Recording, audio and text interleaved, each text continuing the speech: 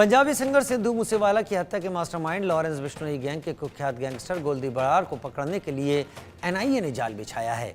NIA ने आज 8 जगह छापेमारी की। बताया गया कि छापेमारी गुरुग्राम के 2 क्लबों के बाहर बम से किए गए हमले से जुड़ी थी। 5 महीने पहले दिसंबर में गुरुग्राम के ह्यूमन क्लब और टॉय बॉक्स क्लब पर बम से हमला हुआ था। बताया गया कि लॉरेंस बिश्नोई और गोल्डी बराड़ गिरोह के गैंगस्टर रोहित गोदारा ने फोन कर यहां के मालिक से रंगदारी मांगी थी और नहीं देने पर बम से हमला कर दिया। इस मामले में पानीपत के रहने वाले रणदीप मलिक ने बम फेंकने का जिम्मा उस पर सौंपा था। दावा है कि रणदीप गोल्डी बराड़ के संपर्क में था।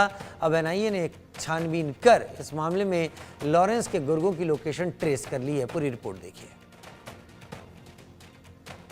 कनाडा में बैठे आतंकवादी गोल्डी बराड़ पर कसा शिकंजा।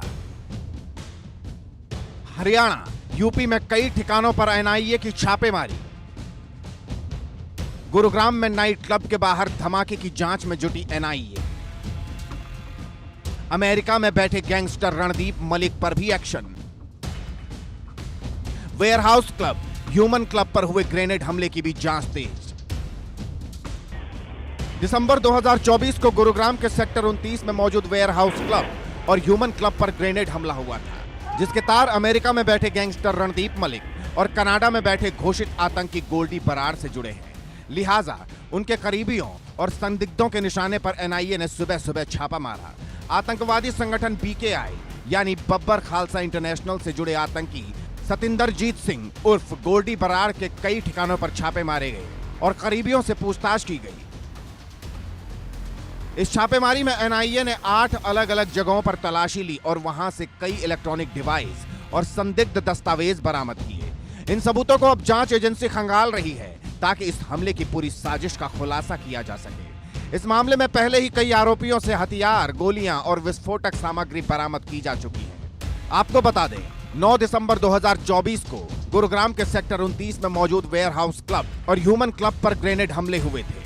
हमले की जिम्मेदारी लॉरेंस बिश्नोई के सबसे खास एसोसिएट रोहित गोदारा ने सोशल मीडिया पोस्ट के जरिए ली थी।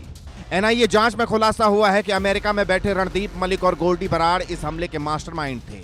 क्लब मालिकों को धमकाया गया और फिरौती की मांग की गई। फिरौती से इनकार करने पर ग्रेनेड हमला किया गया। एनआईए ने इस केस को 2 जनवरी 2025 को दर्ज किया था और जांच अभी भी जारी है, क्योंकि लॉरेंस और गोल्डी बराड़ के नाम आने से मामला हाई प्रोफाइल हो चला है।